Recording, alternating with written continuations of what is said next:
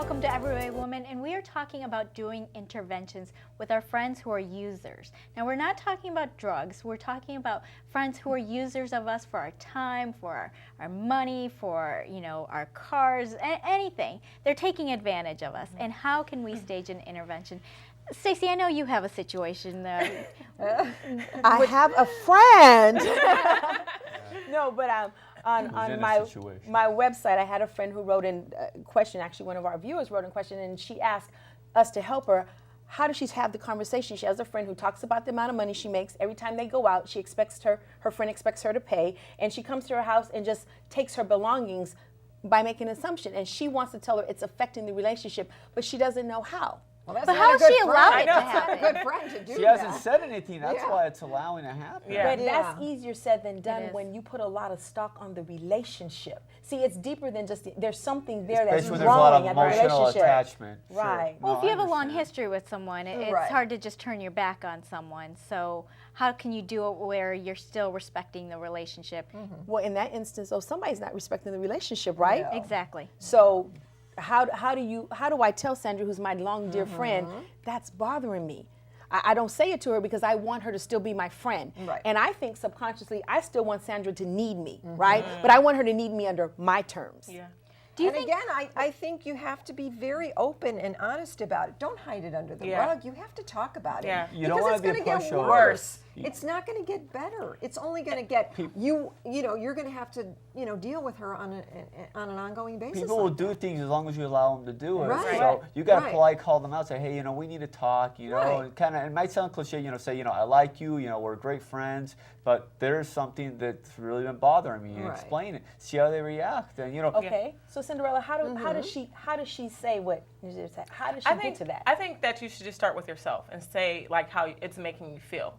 Say that just equate the relationship. I love you as a friend, but when you do this to me, it bothers me, and I don't.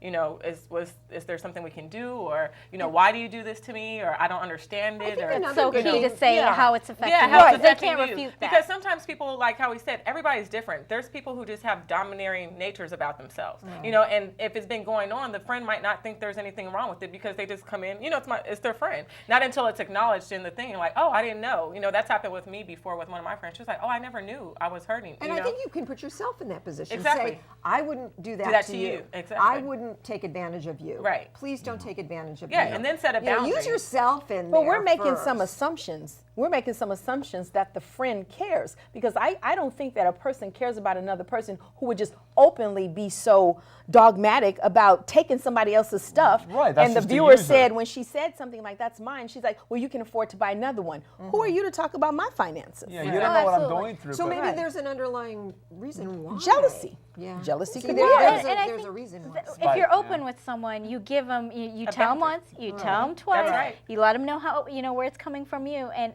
after a give them the certain point, benefit of the you let them go. Yeah. Right. But for men, let me ask it a little bit differently. I mean, we're talking about a lot of emotions. Do men not get used as much? Are they more open of standing up for themselves? Sometimes you'll have a guy friend, you all go out there, have a drink or something, all of a sudden check comes, you have that guy, he just kind of looks the other way and just like, oh. I forgot my wallet. Those are good skills to have. I don't know how they do that, All but of a sudden, so it's just what the So guys how do you deal with that? Have you dealt with that? And how would you handle a situation like that? well, with my friends, we just take turns. Let's say we'll go somewhere and I have my money. He's like, I got it. I'll keep that in mind. So later on, I'll capture something. Or if I see where I'm not drinking, but he's being very generous, and I'm like, maybe money's tight for me, I'll be like, I'm good.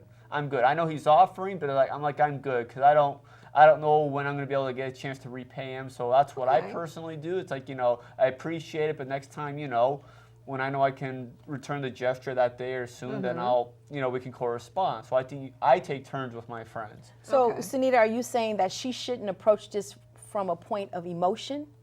I think so. I mean, obviously that's there, but I think what Cinderella was saying was, you know, not just saying, well, why are you doing this? Why, you know, if you put it in their court, they're going to have justifications for it. And but if you say, defensive. this is how this is making me feel, then they have to kind of, you know, wrap their head around that. Oh, I'm doing this to someone. Exactly. So they are able to process it more, and then it's their decision to change. And sometimes or not. you just want to be honest with the person. Say, hey, let's do this. You know what? I'd like to, but you know, money's a little tight with me right now. You know, if they're your friend, they're not going to judge you. Slow up a little pride. Don't be afraid to tell me, hey, things are a little tight right now. I can't do that. You know. But what if the person is conflict adverse, meaning they don't know how to engage in healthy conflict? How do we help them?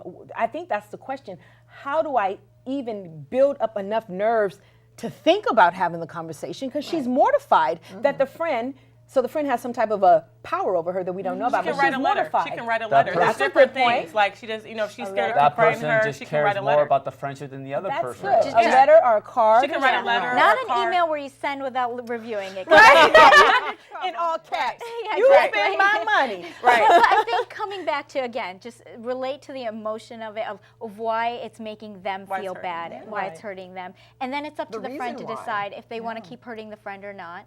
And, you know, maybe it's time And to then let make go. sure she sets some limits. Like, you know, okay, if it happens like 1 or 2 times, then she's done. Right. You know? Or just slowly, you know, take a break from each other. There's Yeah. a right, All right. right and It's a always wrong good way to to do. There do it. certainly is, and this was a Yeah. lot of fun, a great discussion. We want to thank you, Mir, for winning our Facebook contest. Very nice to be here. Hope to do it again soon. All right, well, thank you for watching Every Way Woman.